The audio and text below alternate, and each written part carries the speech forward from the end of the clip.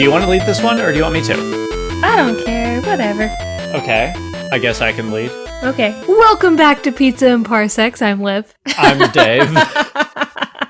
Okay. Fine. Actually, I think you should lead. I'm hyper. I've been cooped up.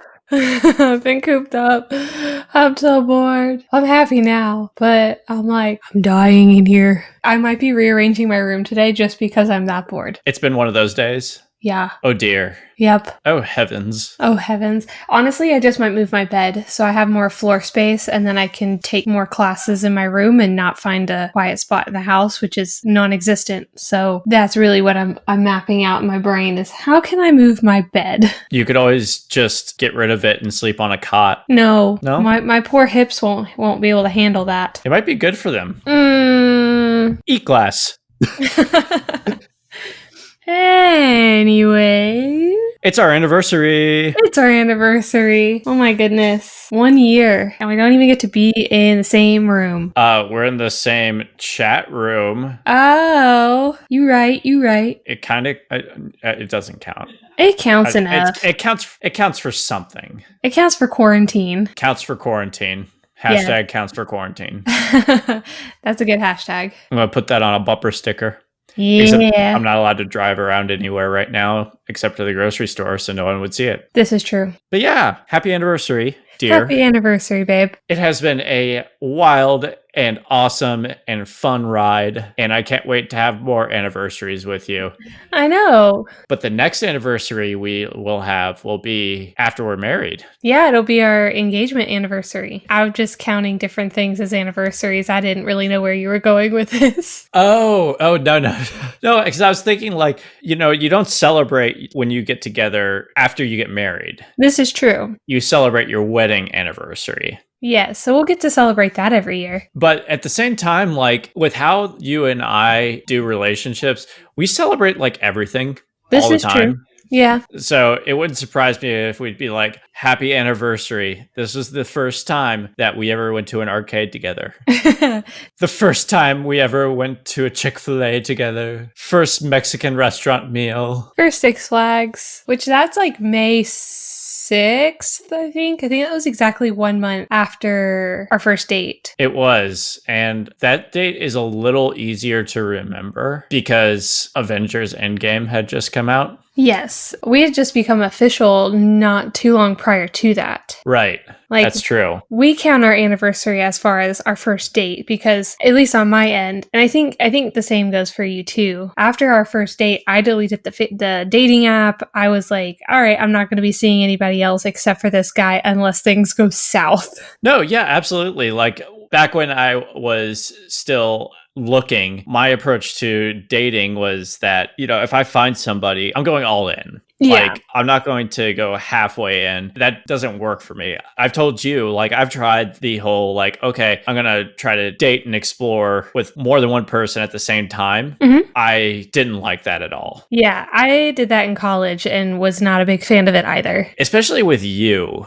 With our first date, there was that connection and that it's ineffable. There was something special there that I was like, oh yeah, this is something that I'm going to put my all into and more. It's time to start courting. Really get to know this person because I have a really good feeling about this. Yeah, I felt very similar. It was funny because I remember getting the app and you were the first person that I saw on the app. You were definitely the first person I swiped on and it had popped up that we had matched. And I was like, all right, this is dope. So I initiated our conversation. And from those 2 weeks of kind of getting to know who you were and make sure you weren't some creep who's going to catfish me. You're trying to make sure that I was not a Joe Exotic.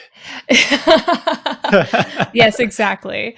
Exactly. But yeah, so when we officially first met a year ago today, I definitely felt the same way. It was all right, there's something special about this person. We have so many of the same interests and, he's not just interesting through a text message or a chat direct message on an app. He actually has substance to him because I've been on dates before where it was all right, we're going to go on this date. I met somebody at a two-stepping club or, when I was living in Houston, conversation, and I'd meet these different people, and then I'd go on an actual one-on-one date with them, and there was like no substance. There was no conversation. And for us, I think it was like 2.5, almost 3 hours of just constant like learning and exciting conversation. There was depth. Because we had talked for 2 weeks before that. Yes. On a pretty consistent basis. Yes. And I was even at the beach for like a solid 4 of those days and was talking to you consistently. Which I didn't expect that out of you. I was like, okay, she's out with her friends. I'll talk to her hopefully when she gets back.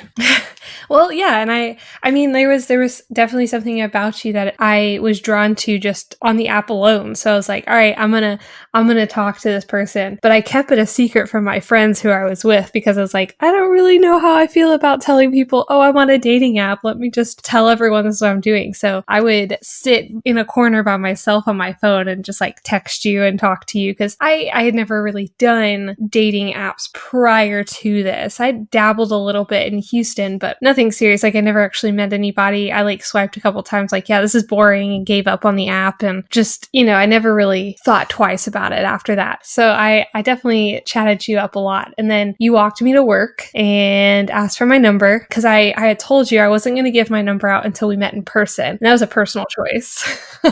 You rejected me the first time I asked you for your number. I just wanted to make sure, I was keeping myself safe with being a former cop's daughter. I needed to make sure that I wasn't, just giving my number out. I'm very careful about that. It's fine. I wasn't good enough at the time. I get it. I had to prove myself to you. It was a test. You had to prove that you were actually a real person. That's really all it was. Once I sat down and I can't remember, did you hug me or did we shake hands when I first got to the coffee shop? I'm pretty sure I hugged you because I'm a hugger. Yeah, I think you hugged me. And like at that point, we had talked for a while. Yeah. And I was like, I feel comfortable opening with the hug. We'll see how she responds. I'm going to roll the dice here. Yeah. Even though she rejected my attempts at getting her number, maybe a hug will work. I gave it to you the second time you asked. I gave it to you when we finished our first date. Hashtag persistence. Which I think it's a good route to take. If anyone is listening, our listener, if you're single and thinking of dating online, I think it's a good route to take. It limits your risk of giving your number out to somebody who might be more on the dangerous side. That's just my advice. That's just my take from this. I wasn't trying to be a prude. I was just saying, I need to make sure you real. I was also scared because I was like, what if he's not an iPhone user? And then come to find out you're not an iPhone user, but I don't really care. It's not a deal breaker. Okay. I respected the route that you took because it kind of showed me that you were actually serious. You weren't just out there for what a lot of people are on dating apps for. You were seeking something substantial, which is what I was looking for too. Yeah, I was at the point where I had made the conscious decision that any time that I was going to date, it was going to be dating with the intention of meeting somebody to marry. I wasn't going to play any more of these silly games. Not that I really played any games to begin with. I've always kind of had the mindset of I'm not dating just to date and see what happens. I'm dating with the prospect of, can I see myself with this person for the rest of my life? I definitely wanted to have that mindset clear going into it. That's how I developed my profile, honestly. Is with that underlying tone of, yes, I'm on this dating app, but I'm not here for the same reason that 95% of the other women on this app are. I'm on here because I'm actually actively seeking out my future husband. Yes. And I'm so glad that you did not put in your profile, not here to play games. Must be 6 feet tall. Oh, height's not a problem. Everyone's taller than me. Grateful. But yeah, so our first date went super well, and I think you texted me when you got back to your place. Yeah, I'm not going to wait. Yeah, I was anticipating and I guess at this point we had been talking pretty consistently for the past 2 weeks prior to us meeting, but I was like, oh, all right, let's do the 3-day. I'm going to have to be patient and see if he waits the 3 days. And no, it was I got to work, I changed my clothes, I started working, and you had texted me, and it was probably the most exciting thing. And I had walked into work, and I was working with a dear friend of mine that day, we were sharing a shift, and I was like, I totally met somebody today. night. And she was like, why didn't you tell me? I was like, well, I didn't know how I was going to go, but I met somebody today. And there's something about this. Like, I met somebody. And she was super stoked. So here's the thing about the 3-day thing. If that 3-day thing is in your personality, then do it, fine. But for me, like, my personality is, I'm excited. I'm fired up. If I'm fired up about something, I want to share that and express that right then and there. I didn't want to wait the 3 days because that's not me. Right. If you weren't cool with me almost immediately texting you and saying, like, that was a blast, let's do it again soon, then it probably wasn't going to work out. Yeah. Or I probably wouldn't have given you my number, to be honest. Like, if I had an inkling, I wouldn't have given you my number. I would have been like, oh no, like, I don't know. I would have probably come up with something on the spot of like why I shouldn't give you my number. But I felt really good about it. So obviously I gave you my number, and here we are a year later getting married.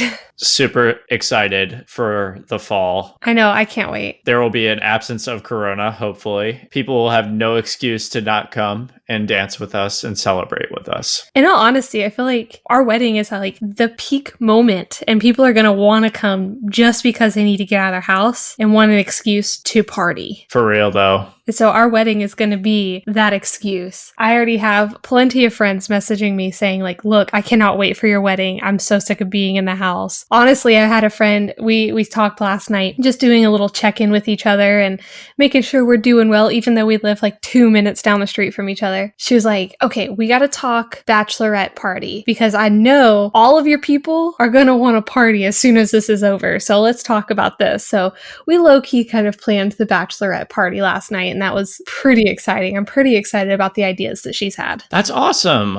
Yeah. But yeah, so happy anniversary. Happy anniversary, babe. For the record, we are going to do something fun once this whole stay-in-place order is gone. We're not going to just blow off the fact that it is our 1 year. We do have plans on making this day up. Oh, for sure. Initially, the plan was actually to fly down to Florida to see Eliza Schlesinger. Yeah. That was the initial plan. That kind of fell through. So you were looking at doing something local, and then Corona happened. Yes, then Corona happened. Womp womp.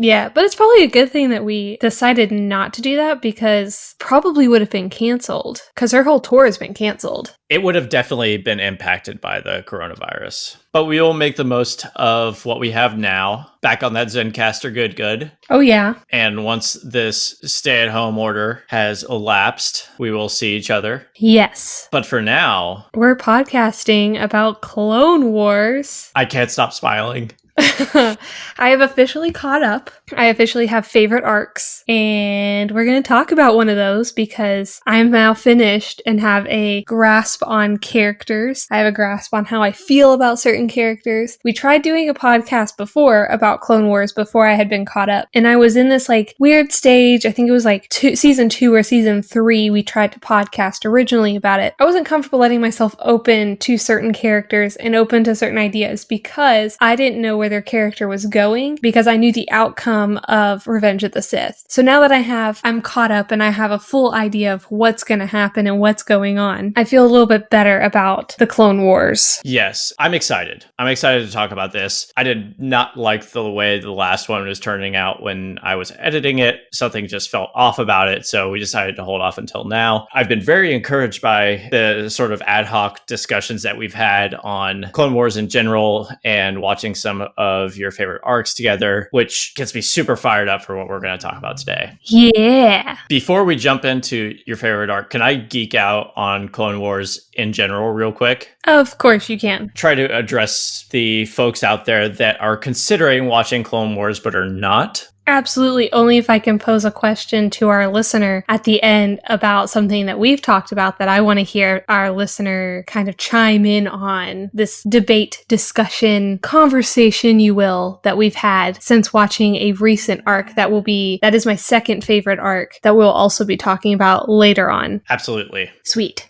The floor is yours. Number 1, watch Clone Wars. This is a outstanding show. This is the last expansion of the Star Wars universe that came directly from George Lucas himself. And it really broadens your perspective of the Force, the Jedi, the Sith, and just Star Wars in general. What I really appreciated was sort of the thoughtful exploration of these concepts and philosophies, and that it added so much more color to Star Wars, especially with the prequel era movies. It really does a remarkable job of filling that gap between Attack of the Clones and Revenge of the Sith. Lots more context is put there. So my relationship with the prequels in general, I've talked about before, but I'll briefly recap it here. When I first watched the prequels as a kid, loved it. Then I kind of grew into this stage where I had some misgivings on the prequels for a while. I was on the prequel hater train. It was really easy to ride that train. There's a lot of material you can play with. Your Jar Jars, your young Anakin, pod racing, whatever. But then I kind of grew out of that and actually started to like the prequels again and really appreciated them for what they were. But it wasn't until I watched the Clone Wars did I start to actually love the prequels, really take to heart what they did for the Star Wars universe in general. Clone Wars expands on the world. That's one of the biggest things that it does. We get more of the world building in this galaxy far, far away. We get to learn more about it. We also build on characters that we may not have enjoyed as much in the movies. Liv, I think you've talked about how even Jar Jar was somebody that sort of started to grow on you as the result of some of the arcs that you saw in Clone Wars.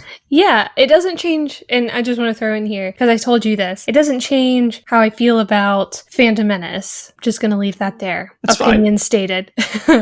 I definitely appreciated and grew to like Jar Jar Binks more in the Clone Wars because of his development and the way that they developed his character post Attack of the Clones. By this point, we only have this like bumbling, crazy character who quite honestly irritated the living mess out of me. But in the series, we see him acting as this representative for Padme and the council. And it's really kind of cool to see him grow in this wise politician almost. And I really did enjoy that. Absolutely. And it does that for a lot of characters. Like there's a ton of character exploration. Not only do we get that chance to build on the characters that may have fell flat for us in the movies, we get long form storytelling of probably one of my favorite characters in the Star Wars universe, a character that we didn't have in any of the movies, Ahsoka Tano. Not only her, we also get introduced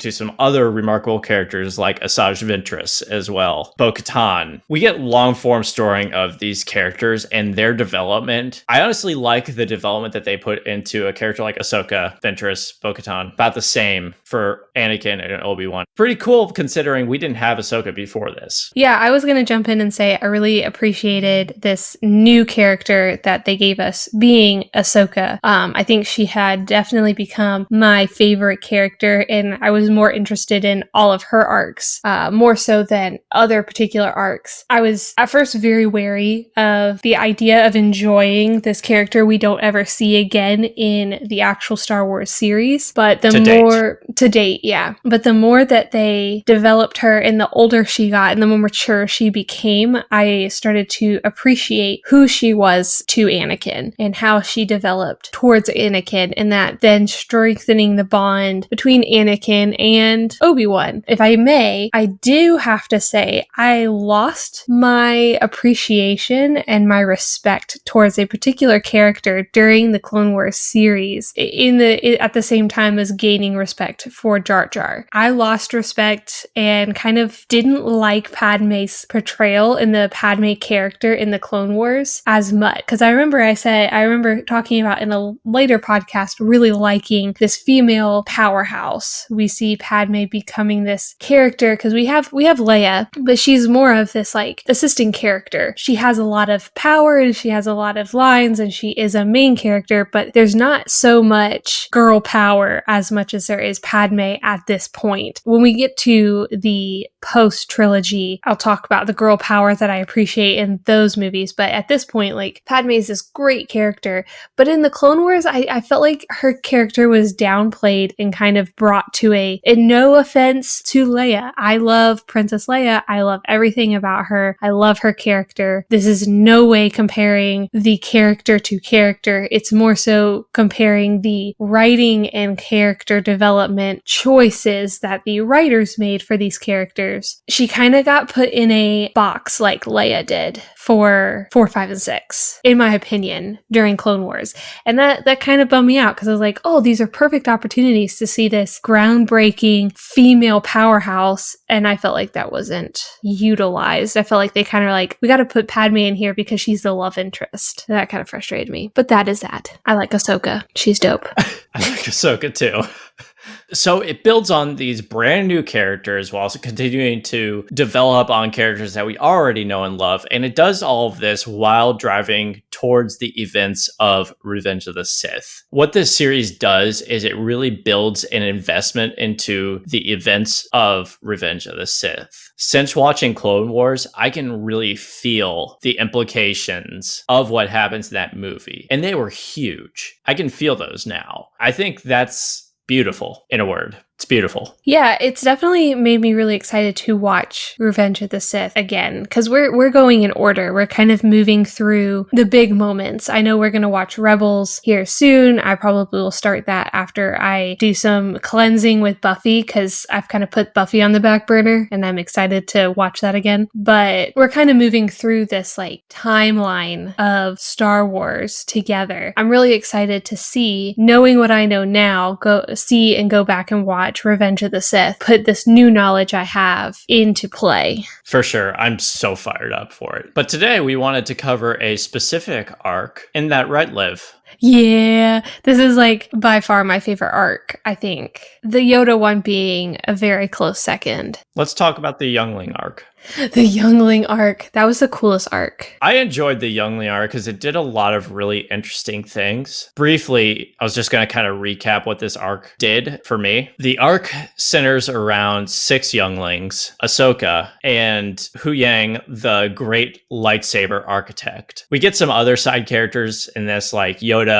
We get Hondo, the pirate. Primarily, the main characters are the younglings, Ahsoka and Huyang. What I really liked about this arc is before this, we never really had the opportunity to view the Jedi Order from the perspective of a child. I was reminded of a line that Yoda says in Attack of the Clones. Truly wonderful the mind of a child is. I really felt that in this. This arc was just a lot of unbridled fun and goofiness while still having some of that traditional Star Wars depth to it. It's an arc that I felt catered well to younger viewers while still having some points for the adults in the audience to really hang their hat on. With these 6 younglings, I really got like a Breakfast Club personality menu vibe to it. That works. That pretty much always works in everything. So I appreciated that.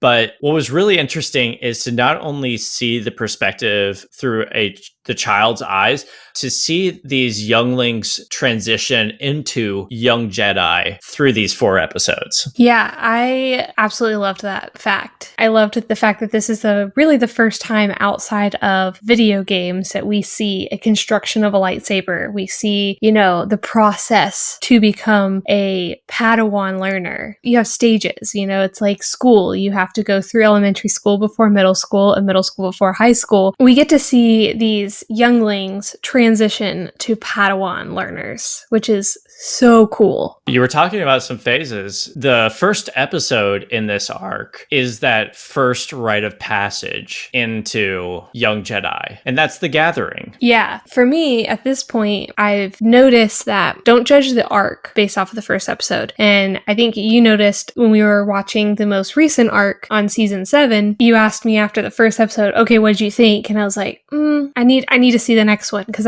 I knew to not judge how I felt going into episode 2 based off of the first one that I saw, because sometimes that's just a lead up to the bigger story. Because one of the things I noticed is it is a character development episode. So I'm like, all right, I can't really judge how I feel until I see this. But this one, they jumped into these characters and then threw you into the deep end of, all right, this is what they have to do. Go do it. I think that's why I loved it so much, is because it came to a story peak quickly and then kept that same momentum for all 4 episodes. For the most part, I will definitely agree with you. As far as the gathering goes, though, it was really cool to see the process that these younglings have to go through in order to acquire a kyber crystal. Mm-hmm. We learn that these kyber crystals essentially sing to the individual that the crystal has a natural connection with. It's a crystal that you're destined to have, and only the person that it calls can see it. I really liked that concept. That's a concept that I've seen in the books. It was cool to see that manifested visually on the screen. Yeah, I really loved and I'm going to take this in a completely different route, but I loved the kind of symbolic gesture that Star Wars, for me, and one of the things when I'm excited to talk about when we get into episode 4, 5, and 6, I saw such a spiritual connection with this search and hunt for the kyber crystal. It's putting your faith into seeking out something that you're not even 100% certain you're going to find, because Yoda sits there and is like, you have until the ice forms in front of the door to come back with your crystal. And these kids are like, oh no, we have a very short amount of time. The ice is already developing. Like, let's get in there. And we see this one kid come back quickly, grabbing the crystal, coming back, and it's just ice. It melts in his hand. Petro. You know, each one of these kids have to have faith that they're going to make it through their own personal trial to get their kyber crystal. And for me, that was like this really cool reminder of why I love Star Wars so much, and what drew me to 4, 5, and 6 so much was this personal hunt and this testimony that these kids now get to walk away from, because each one faces a challenge. They have to overcome a trouble or a hardship that they already struggle with to obtain this kyber crystal. And I think that's one of the reasons why I love this episode, because it brought me back to that young Liv when I saw these movies and was like, oh, I can connect this to faith. I can connect this to my beliefs. I can connect this to where I'm at in my walk. Right. And I liked that part of the trial, the test, that part of the rite of passage is to overcome your fear and your insecurities and shortcomings and come out the other side triumphant. Yeah. I will say one of the funny parts for me was like, so Petro is like the only human of the 6 kids. He's kind of the jock Breakfast Club guy. Yeah. Kind of a jerk. I love that Yoda puts him right in his place. Like, as he's bringing that crystal back out, he shows it to Yoda and then it just melts. And Yoda, in a very Yoda way, says, a crystal you have found, water you have brought. And Petro just looks so defeated. And I'm like, yes, Petro, humility. Yeah. He definitely, there were multiple moments in that episode where I was like, knowing what happens to younglings, you would have become a Sith, wouldn't you? Like Anakin's walking through the temple. He sees Petro, says, I've read reports about you. Go hop in the speeder. We'll talk. Yes. I also like that whole concept of, it doesn't get much more Yoda than the Yoda in this episode in the way that he teaches them lessons. Mm-hmm. He said they would be trapped in the cave. And the younglings were led to believe that this trap was being sealed in there by ice. But as Yoda reveals, really the trap was the ones they set themselves. Those fears that they faced and insecurities and general shortcomings. And I was like, that's such a Yoda lesson right there. That's a Yoda lesson if I've ever heard one. Very much so. And it's not, at this point, it's not the first time that we've seen Yoda kind of utilize that lesson. If you think about it, 4, 5, and 6 being the first movies that came out, he does that with Luke. Absolutely. He does that on Dagobah with Luke. He has to go into, the bad section of town on Dagobah. And he has to cross those railroad tracks. Oh, it's rough over there.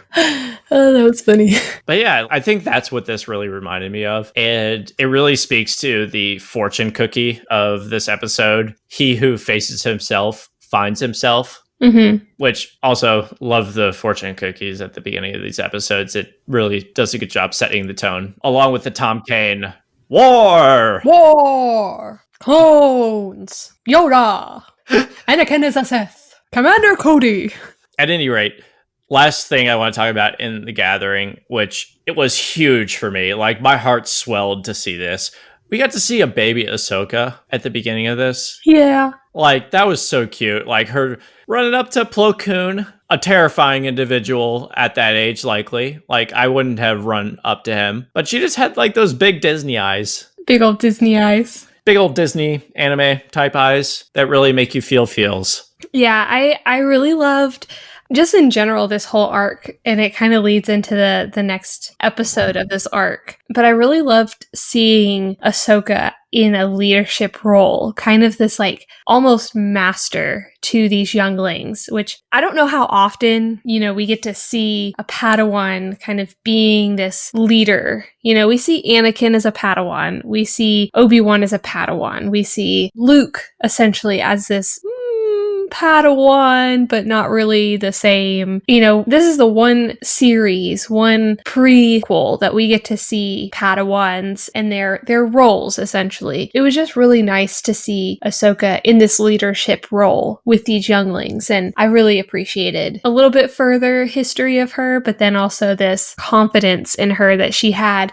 standing outside of the door, just like, I've done this. I've been there. Funny enough, it kind of reminded me a little bit of myself when I was the associate director in Houston at a dance company that I used to dance for. It was this like, yeah, I still have leadership over me, but because I have leadership over you, I can help you and guide you and lead you. And that was really cool. Yes. I also really appreciated seeing Ahsoka in a leadership role. It's not the first time we've seen her in a leadership role. We've seen her in this solo leadership role before on Mandalore when she's teaching these young Mandalorians about, standing up and doing what is right. And eventually they uncover this plot. We also see her on, I can't remember what planet it is off the top of my head, but basically she helps start a rebellion on the planet with a bunch of other kids, one of which was Saul Guerrera.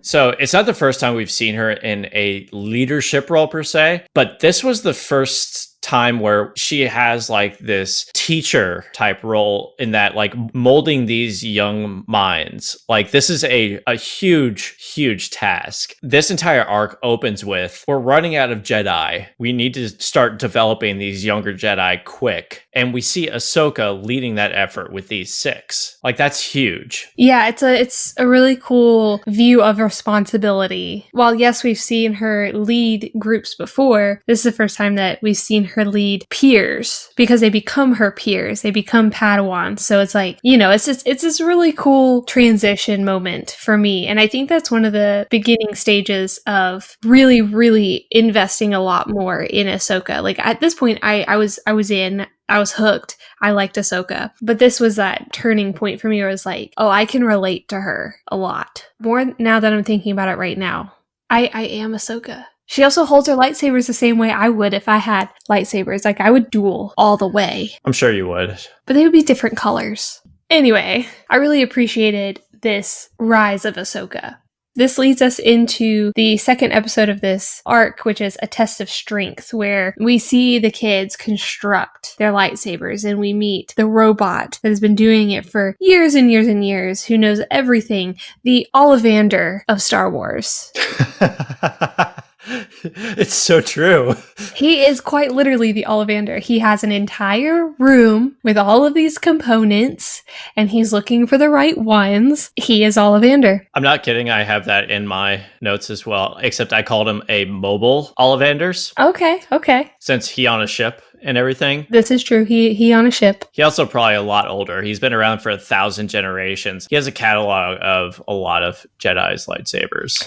See, the only thing is, Ollivander just remembers everyone he's ever sold a wand to, so he's not a robot. So I think Ollivander's cooler, but that's beside the point. Ollivander doesn't actually make them, though. Yeah, okay. He doesn't imbue them with magic. He doesn't teach people how to imbue them with magics. Yeah, okay. Yang actually helps with those things. He has that knowledge. Yeah, but I mean, you gotta be pretty smart to be able to listen to a wand. I guess. Yeah. He's not a lightsaber architect. I guess that's all I'm saying.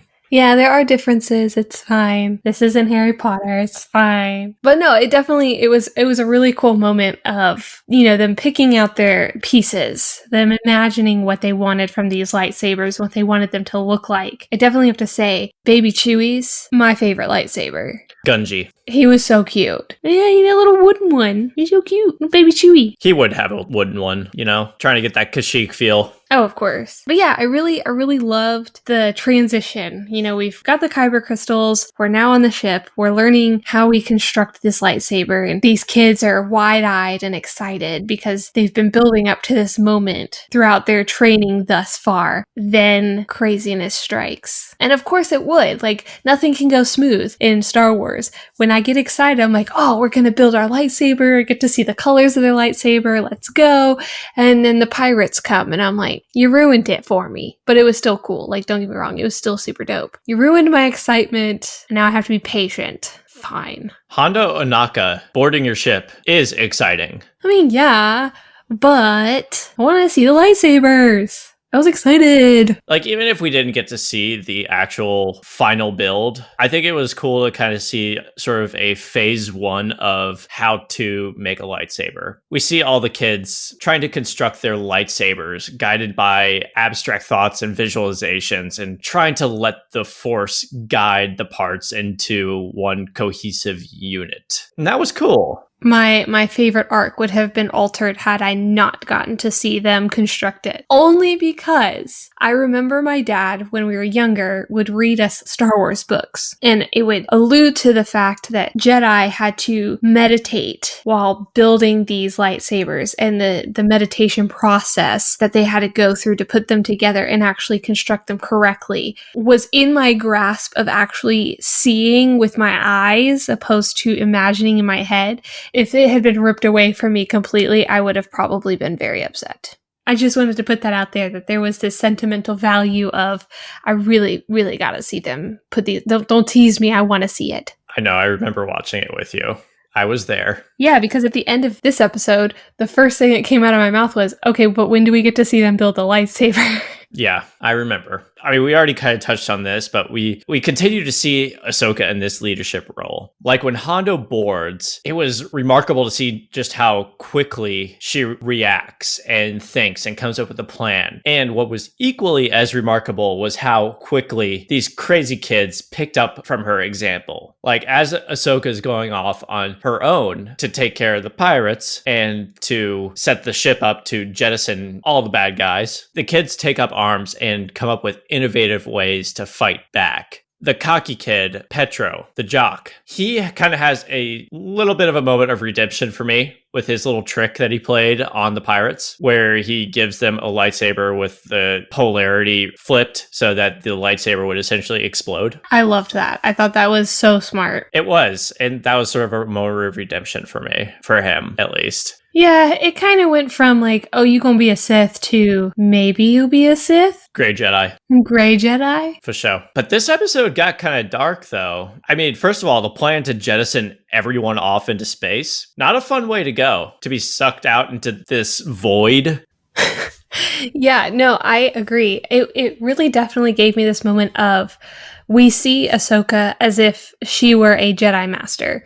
There was this moment that flipped for her of, I now have to protect these kids. I now have to lead these kids. I have to be the leader. I have to take up arms and be what my master has been for me so many times before. And I think one of the cool things about the construction of this episode was we see a lot of Anakin's decision-making skills and a lot of the things that Anakin probably would have done if it were him in this position moving through Ahsoka. And we really see Anakin's stamp on Ahsoka for the first for me for the first time, because she is having to do this on her own. There is this leadership role that she has now taken up, and we've seen her do a lot before. A lot of it has to go off of her decisions being made by the council of the Jedi she's calling out to. In prior episodes, we see a lot of times that she's calling them up and being like, hey, this is what's going on. What do you advise? And this time she doesn't have time to do that. She doesn't have time to be like, hey, Master Sky Guy, like, what do I do? She has to do it on her own, And it's like, good pull. Thanks. We see Ahsoka make decisions that I can only assume Anakin probably would have also made, that being opening up the hatch and shooting everybody out into space. It was really cool to see Ahsoka make her own choices, but also see Anakin's influence. For sure. But sadly, in the process of executing on that, she is also sucked out and captured by Hondo and his band of merry pirates. Nice. Next episode? Next episode. Yeah, because we end with her getting caught. We're in Bound for Rescue. Which, the fortune cookie for this episode, when we rescue others, we rescue ourselves. Some of these I love, and then there's some that I'm just like, it's a little cheesy, but they make sense. I can't help it. I'm just like, it's cute. I had a question for you about this fortune cookie. What do you think it means? Where do you see this fortune cookie in Bound for Rescue? I think it's a character building fortune cookie. I don't think it means in a literal sense when like we rescue others, we rescue ourselves, because that's what it says, right? Yeah. I don't think it means in a literal sense of physically rescuing somebody else means we're rescuing ourselves. I think it was a character building fortune cookie. It more had to do with the mindset of the younglings. Finding that courage to rescue somebody else only grew their confidence more, which in the future could potentially bring out a self-rescue if they were on a mission on their own. So I also took it in a literal sense. Okay. And I actually had to really think about this. I didn't really see where the fortune cookie played in very well on this one. Like, obviously, it's a rescue mission, rescuing others, rescuing ourselves. Okay. But usually there's some sort of deeper meaning to it.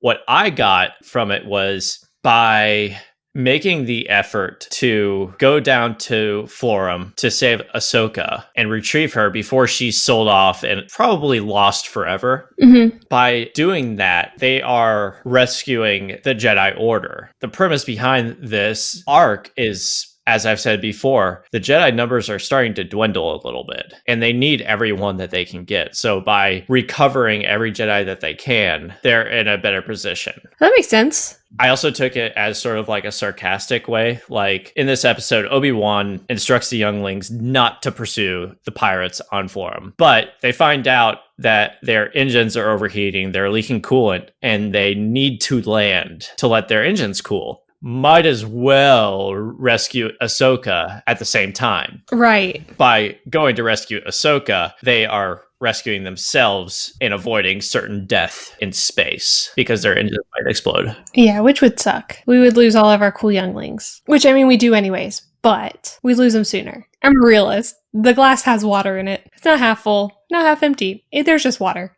No, but yeah, that's a really good point.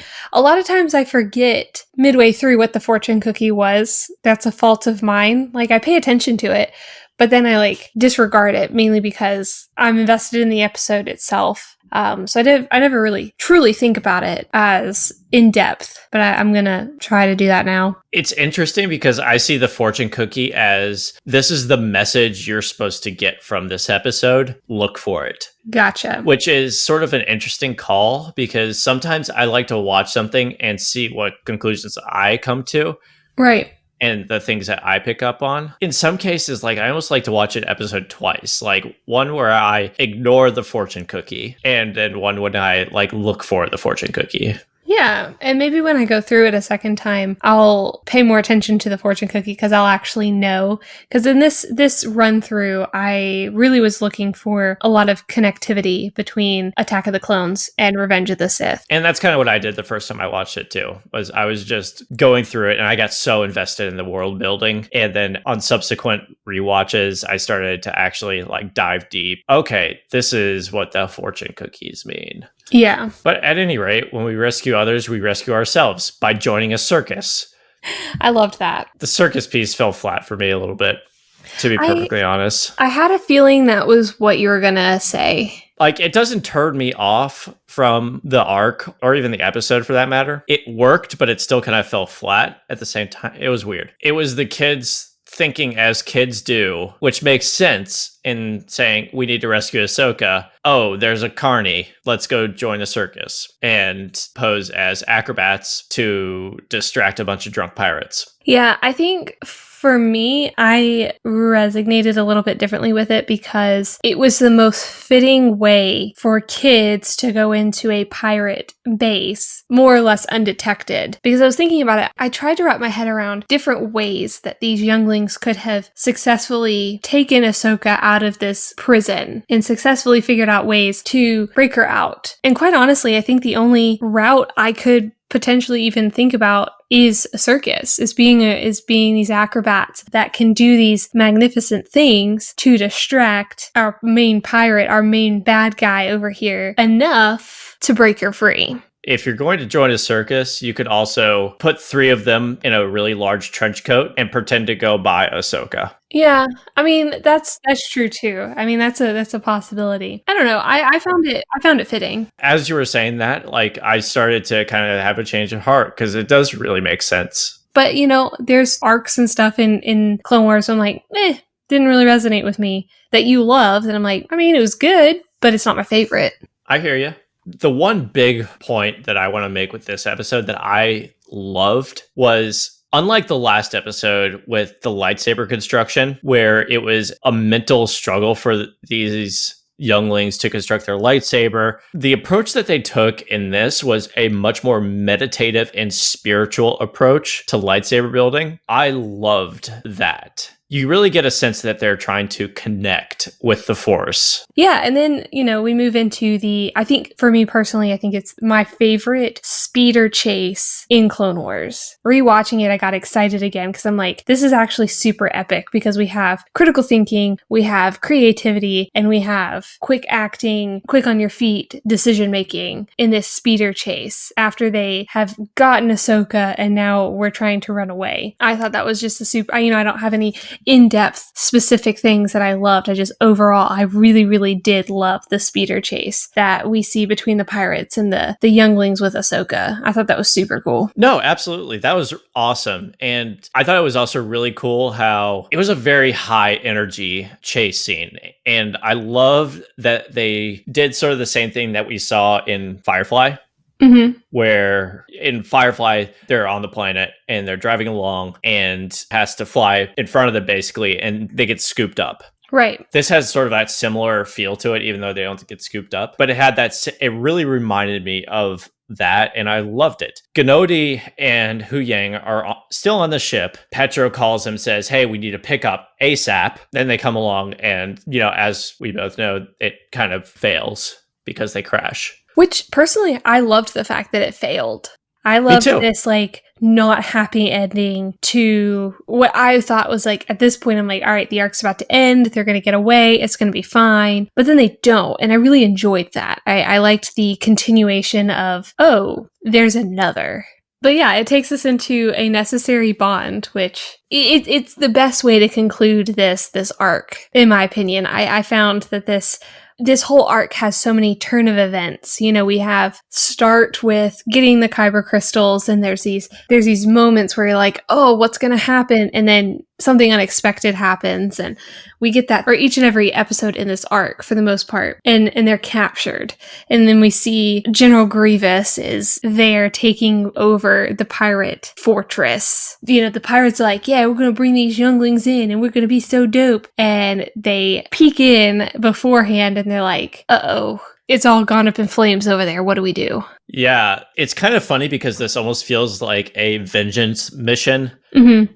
From the perspective of Dooku. Yes. He was once held prisoner by Hondo. This was just sort of a funny turn of events. Dooku sends Grievous and the Separatist army to take over Florum. Yeah, exactly. Yeah, it's definitely really cool. In this episode, I liked what they did with Hondo a lot.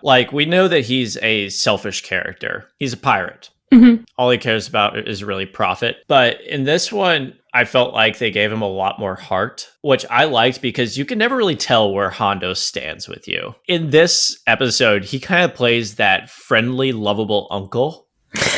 Yes. So in the last episode, everybody got their lightsaber built except for the sinus infection kid. It was Katuni. Yeah, the sinus infection kid. She talks like she's got a sinus infection. Oh. I was thinking Chickadee. Yeah, Chickadee. Sinus infection, allergies, the same difference. Zatuni, the Chickadee with a sinus infection. Or COVID-19. Goodness, I hope not. I did not see social distancing in this episode. There was none. She is basically the only one that has not constructed her lightsaber.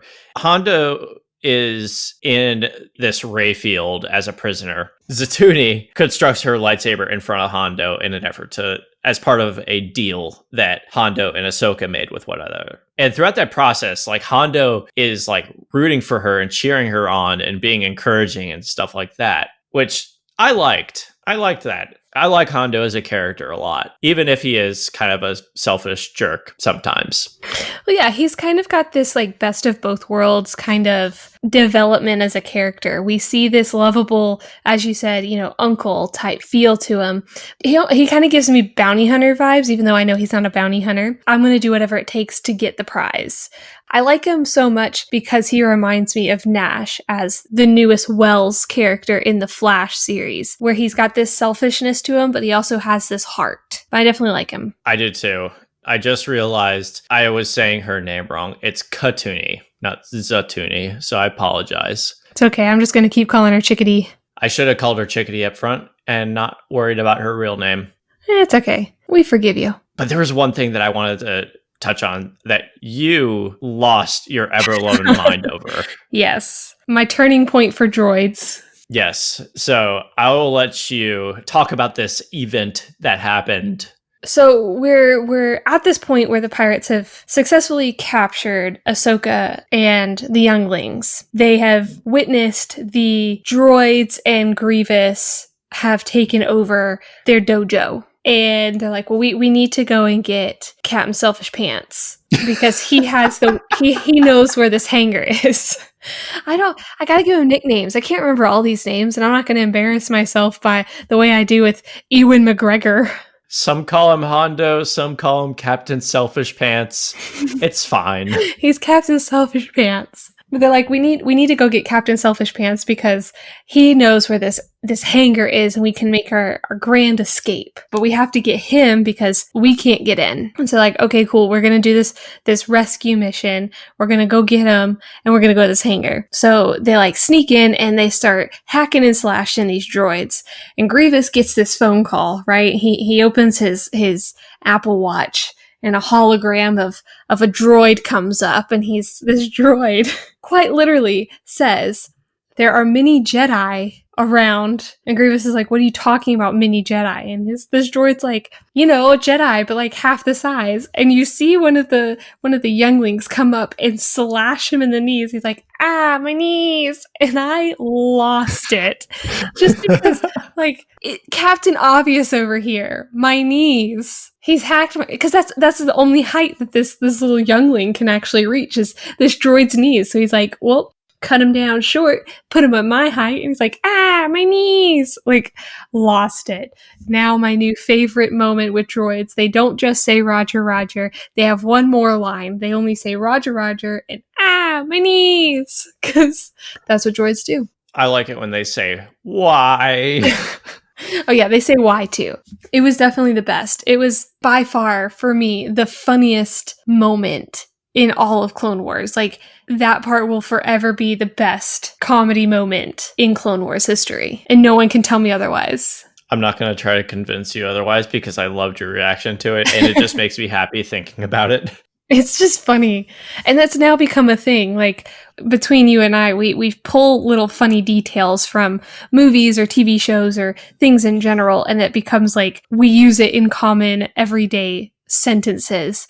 One being from Schitt's Creek where David has said, eat glass.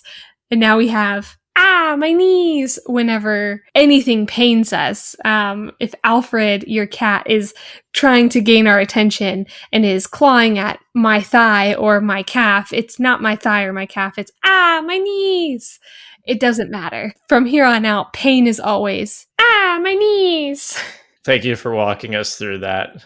You're welcome. Anytime. But yeah, jumping back ahead, they break Hondo, Captain Selfish Pants, out of jail. There's another chase scene. They're trying to make their way to Hondo's secret... His bat cave. His bat cave. Captain Selfish Pants' bat cave, where we find Slave 1. But sadly, not all the younglings are with them. They had to break off. And Captain Selfish Pants is trying to be Captain Selfish Pants. He's trying to run away. But once again, homegirl Katuni, Madam Chickadee herself, guilts him into helping her friends. Yeah, she's like, look, Captain Selfish Pants, we really shouldn't just leave. That was my best Chickadee impression. That was a really solid Chickadee impression. Well done. Thank you. She just sounds congested, like so congested. I guess they don't have Claritin.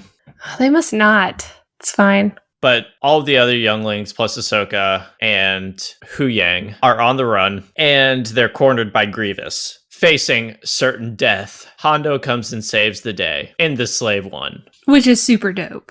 Agreed. But we also get a small duel between Ahsoka and Grievous, which I thought was really cool because Ahsoka, being a Padawan, is up against this known Jedi assassin with very little fear. And it was really cool to see her up against this big bad guy that her master and her master's master have both fought and have not defeated. So I thought that was really cool to see a battle between her and him for a moment. That was really, really cool. Yes, I love the fights with Grievous, and I'll talk more about what I like about fights with Grievous when we talk Revenge of the Sith. Oh yeah, because that fight is amazing. But at any rate, episode ends with a Knights of the Round Table type deal. Yep. Back in the hangar, and everyone lives happily ever after until Anakin kills them all. Yep, because they all die. Bum, bum, bum. They all are like, my knees. No, I really liked the ending because they're there with Yoda, and it's this nice bookend moment where they've started this journey with Yoda and now they're ending this journey with Yoda, not as they once were. It's a very fast-paced version of how does a Jedi become a Jedi? Well, they have to go through trials, and even Yoda says that himself, like, this is definitely a trial, and you've definitely faced your own personal trial at such a young age, and it was really cool to see that acknowledged. And watching it a second time after completing the series up until this point, because we're not, season 7 isn't over, we're waiting for every Friday for a new one to be released, so it's not completed by the time we've recorded this, but watching it a second time, it reminds me of the true heart of the Jedi, and where they really are, because up until rewatching it, I was still a little mad at the Jedi Order and the Jedi Council for decisions they had made at the end of this season, and then being reminded of it in this new Ahsoka arc that season 7 is giving us right now. I remembered in these moments of there is this sense of compassion and there is this sense of love towards these younger learners in the Force, and I really loved the conclusion, ending it with Yoda as we begun the whole arc with Yoda. I think that's one of the other reasons why I love it so much is there was so much Yoda in there, even in his absence. It was really cool. That's a great point. I like what you said there. Like there was Yoda was there throughout this, even when you didn't see him. Like his spirit was there. Yes, which takes me into my question. Nice segue, babe. Do you like what I did there? That was actually on purpose. I love it. It was very, very good. Very clever. I want to ask our listener, because my other favorite arc, my second favorite arc, and we're going to touch on this at a later point. My second favorite arc being an arc later on in season 6, being Yoda's discovery of this new Force ability that we have yet to really discover, and that being after death, and how to hone in and harness this living force after you've passed. We then discover is how Yoda becomes Blue Yoda, Blue Force Yoda, how Obi-Wan becomes Blue Force Obi-Wan, the spirit. Force ghosts. Force ghosts.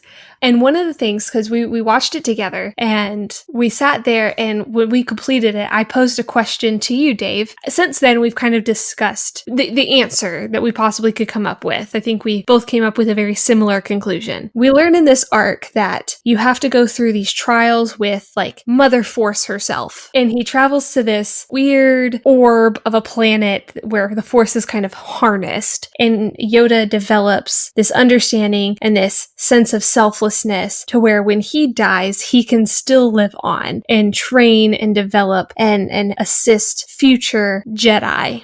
My question to you, Dave, well, how does Anakin do it? Because if we know that Obi-Wan does it after Anakin becomes Vader, right? So how does Anakin then become Blue Anakin?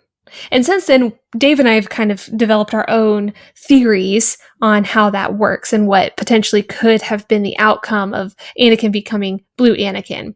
I've kind of discovered in my own way and kind of come up with my own theory on how Luke was able to do that. But Anakin doesn't know about it. So how does he do it? But then we also have Leia, who does it as well.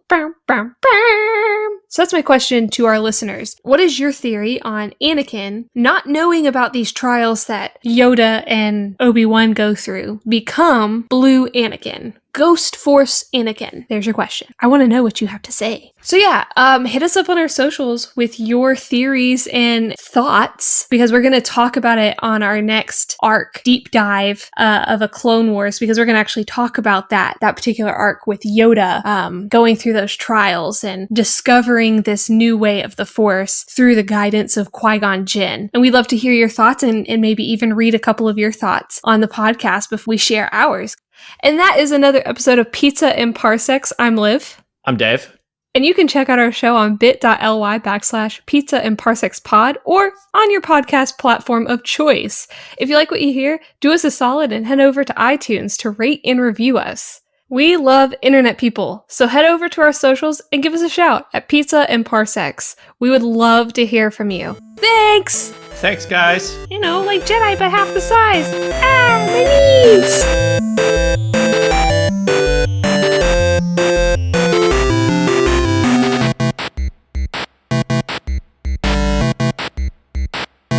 I also have it pulled up on my computer, and of course, Joe Exotic is an ad next to it with his tigers. Good. Good. Great. Anyway, and you can check out our show on bit.ly/Pizza and Parsecs Pod or on your crap.